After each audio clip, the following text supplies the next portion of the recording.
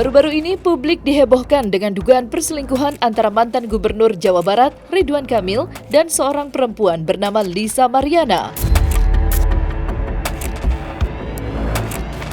Dugaan tersebut mencuat setelah Lisa Mariana sendiri mengungkapkannya melalui sejumlah unggahan di akun Instagramnya @LisaMariana pada Rabu 26 Maret lalu.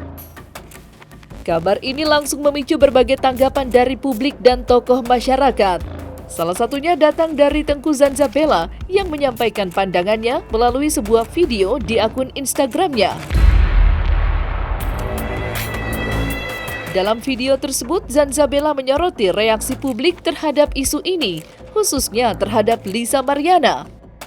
Menurut Zanzabela, tidak seharusnya perempuan menjadi satu-satunya pihak yang dihujat dan dihakimi apabila dugaan perselingkuhan tersebut benar adanya. Menurut Zanzabela, tidak seharusnya perempuan menjadi satu-satunya pihak yang dihujat dan dihakimi apabila dugaan perselingkuhan tersebut benar adanya. Ia menekankan bahwa perselingkuhan melibatkan kedua belah pihak, sehingga laki-laki juga sepatutnya mendapat perlakuan yang setara.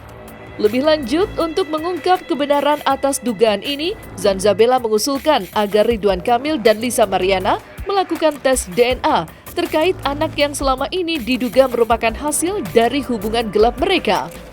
Ia meyakini bahwa langkah ini dapat memberikan kejelasan dan menjadi titik terang bagi semua pihak yang terlibat.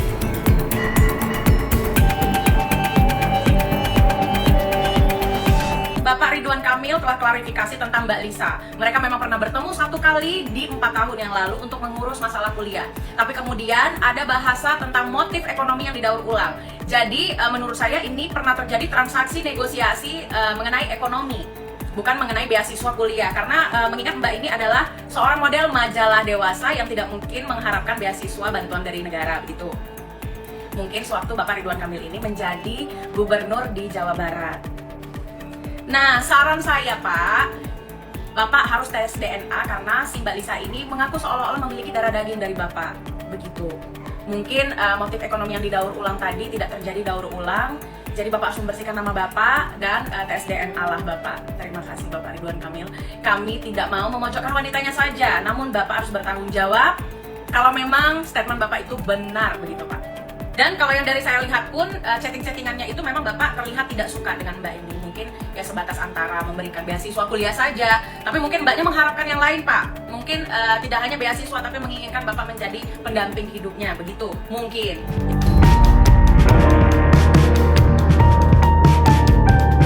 Terlepas dari komentar Tengku Zanzabela, Ayu Aulia juga turut angkat bicara mengenai kasus dugaan perselingkuhan antara Ridwan Kamil dan Lisa Mariana. Ayu merasa perlu bersuara karena namanya disebut-sebut dalam permasalahan yang melibatkan model majalah dewasa tersebut. Dalam pernyataannya, Ayu Aulia mengungkapkan ketidaksukaannya terhadap klaim Lisa Mariana yang menyebut dirinya dipaksa oleh ajudan Ridwan Kamil untuk menyangkal bahwa ia sedang hamil anak mantan Gubernur Jawa Barat tersebut.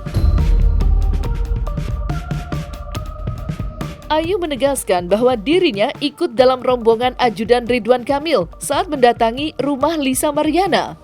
Melalui unggahan di media sosialnya, Ayu juga menyertakan tangkapan layar percakapan dengan Lisa Mariana. Dalam percakapan tersebut, Ayu menyatakan bahwa sebelum bertemu dengan Ridwan Kamil, Lisa memang sudah dalam keadaan hamil.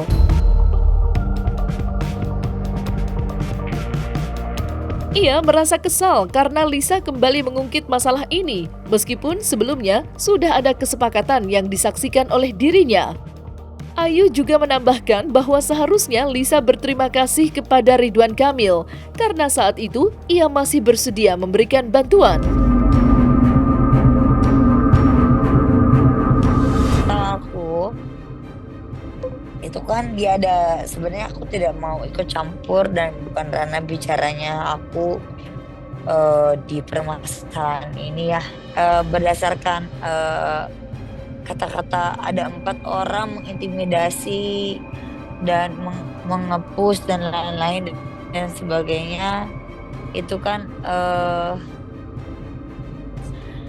menurut aku amat sangat berlebihan ya, karena Nah, beliau sendiri yang men-share live location rumahnya. Bagaimana kita tahu rumahnya? Kalau kita tidak dapat izin dari yang punya rumah kan gitu kan? Bener gak sih? Jadi ceritanya adalah beliau itu meminta sejumlah tanggung jawab, ya, dimana kita pun bingung gitu. Kenapa kita ada tanda tangan dan lain-lain? Bukan intimidasi sih sebenarnya, tapi lebih jelasnya kita USG bersama di rumah sakit Pamulang apa gitu, rumah sakit apa gitu, persalinan apa gitu di Pamulang deh pokoknya. Saya lupa ya. Nanti saya lihat chat lagi ya. Kita bersama-sama kita cek, dan hasil ceknya di situ kita dapat, kita saling lihat-lihatan. Saya, ajudan Pak RK,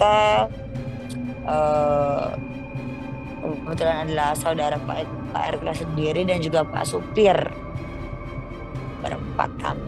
Berempat benar tuh. Nah, di situ saya justru malah sebagai wanita support woman gitu. Saya tahu gimana kerasnya hidup di Jakarta, ya kan? Mungkin dengan dia dengan kondisi seperti lagi mengandung atau bagaimana, ya saya mencoba yang terbaik aja sih dari apa yang kita sudah tahu hasil USG tersebut. Banyak kebohongan menurut Bapak RK sendiri, tapi kan saya tidak tahu dan saya tidak ada di situ. Saya tidak tahu, kan saya tidak 24 jam bersama beliau. Saya juga kontak-kontak sekali-kali saja, hanya teman saja. Beliau baik, saya baik, kan gitu. Itu aja sih.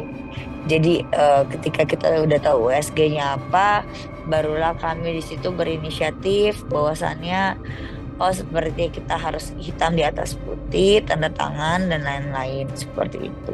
Kalau beliau masih bersikuku itu adalah anaknya Bapak RK sendiri, ya itu kan monggo, itu kan adalah haknya beliau, haknya LM sendiri, bener gak sih? Tapi kan bisa dibuktikan dengan yang namanya tes DNA dan lain-lain seperti itu. Tapi kan kita sudah tahu, kita sudah pegang. Ini juga bukan tentang aku, nanti disangka aku nimbrung gitu loh, ya kan? Jadi begini ceritanya, kenapa aku memutuskan untuk speak up di hari ini, karena Bapak RK sendiri sudah klarifikasi dan speak up. Nah, disitulah baru saya berani untuk speak up. Kenapa? Karena saya rasa saya orang yang mempunyai kode etik dan mempunyai tahu di mana saya harus berbicara, tahu di mana saya harus diam. Sebenarnya saya tahu dari awal ceritanya sampai akhir ceritanya, saya tahu jelas. Kenapa aku speak up? Karena ini udah menjadi bola liar. LM sendiri sudah, aku tidak membela siapapun di sini, aku di tengah-tengah saja. Tapi menurut aku LM sendiri sudah terlalu menjadi bola liar. Karena aku di situ adalah saksi mata dan tahu segalanya.